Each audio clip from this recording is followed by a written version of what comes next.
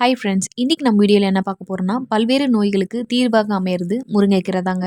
அந்த வகையில் உடல் எடையை குறைக்க முயற்சிப்பவங்களுக்கு முருங்கைக்கீரையை எப்படி பயன்படுத்தலான்றது தான் இந்த வீடியோவில் நம்ம பார்க்க போகிறோம். முருங்கைக்கீரையில் பசலைக்கீரையை விட 25 முறை அதிகமான இரும்பு சத்தும், ஆரஞ்சை விட 7 மடங்கு அதிகமாக வைட்டமின் சி சத்தும், வாழைப்பழத்தை விட 15 மடங்கு அதிகமான பொட்டாசியமும், முட்டையை விட 4 மடங்கு அதிகமாக புரோட்டீனும், கேரட்டை விட 10 மடங்கு அதிகமாக வைட்டமின் ஏ சத்தும், பாலை விட 17 மடங்கு அதிகமான கால்சியம் சத்தும் இருக்கு. அதனால தான் கற்பக விரச்சம்னு முருங்கைக்கீரையை சொல்றாங்க. உடல் எடையை குறைப்பதில் முருங்கைக்கீரையை சிறந்ததுன்னு சொல்லலாம். முருங்கைக்கீரையில தினமும் சூப்பு போல வச்சு சாப்பிட்டுட்டு வந்தோம் அப்படின்னா நம்ம உடம்புல இருக்க கொழுப்பு அளவு குறைஞ்சி உடல் எடையும் குறையும். இந்த முருங்கைக்கீரை சூப்பை எப்படி வச்சு குடிக்கலான்றத பார்ப்போம். முருங்கைக்கீரையை சுத்தம் செஞ்சுட்டு தண்ணீரை ஊற்றி ஒரு கல் உப்பு சேர்த்து நல்லா கொதிக்க விடணும். நல்லா கொதிச்சதுக்கு அப்புறம் அதை வடிகட்டி இதை மட்டுமே காலையில் வெறும் வயிற்றில் குடிக்கலாம். அப்படி இல்லைன்னா முருங்கை இலையை சாறு குடிக்கலாம். கீரையை சுத்தம் செஞ்சுட்டு தண்ணீரை ஊற்றி அரைச்சி வடிகட்டி எலுமிச்சை சாறு தேன் கலந்து வெறும் வயிற்றில் குடிக்கலாம்.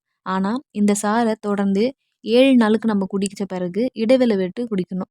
மருந்து மாத்திரைகளை நம்ம டெய்லி சாப்பிடுற நபராக இருந்தால் இதை டாக்டரோட அனுமதி இல்லாமல் இந்த சாறை குடிக்கக்கூடாது. அடுத்து முருங்கை பொடி அப்படி இல்லைன்னா முருங்கையோட கொழுந்து இலைகளை பறித்து சுத்தம் செஞ்சு அதை நல்லா அலசி எடுத்துக்கோங்க. இது கூட தண்ணி சேர்த்து ஒரு சின்ன இஞ்சி துண்டையும் சேர்த்து அரைச்சி வடிகட்டி தேன் கலந்து குடிக்கலாம். தினமும் நம்ம காலையில் சாப்பிட்றதுக்கு முன்னாடி, அதாவது அரை மணி நேரத்துக்கு முன்னாடியோ அப்படி இல்லைன்னா சாப்பிட்டதுக்கு அப்புறமாவும் குடிக்கலாம். இது நம்ம வாரம் ஒரு முறை இடைவெளி விட்டு குடிக்கலாம். அப்படி இல்லைன்னா முருங்கை இலையை ஒரு கைப்பிடி எடுத்து கழுவிட்டு சுத்தம் செஞ்சுக்கோங்க. அடுத்து ஒரு பாத்திரத்தில் 1/2 லிட்டர் தண்ணியை ஊற்றி அது கூட பூண்டு, சீரகம், தக்காளி, மஞ்சத்தூள் அப்புறம் முருங்கைக்கீரையை சேர்த்து கொதிக்க வச்சிருங்க. கொதிக்க வச்சு இந்த சாறை மட்டும் எடுத்து தனியாக வடிகட்டி எடுத்து வச்சுக்கோங்க. மற்ற பொருள்களை மிக்ஸி ஜாரில் போட்டு அரைச்சி எடுத்துக்கோங்க. நம்ம சாறு தனியாக எடுத்து வச்சுருக்கோம்ல, அந்த சாறுலேயே இதை கொட்டி உப்புத்தூள், மிளகுத்தூள் சேர்த்து குடிக்கலாம். அப்படி இல்லைன்னா முருங்கை இலை பொடி தனியாகவே கடையில் இருக்கும். இந்த பொடியில் குளோரோஜெனிக் அமிலம், ஆன்டி ஆக்சிடென்ட் அமிலங்கள் இருக்குது. இந்த முருங்கை பவுடரை டாக்டரோட ஆலோசனை பெற்று பயன்படுத்தலாம். அதே போல் உடல் எடையை குறைக்க முயற்சிக்கவங்க முருங்கைக்காயும் உணவில் அதிகமாக சேர்த்துக்கொள்ளணும்.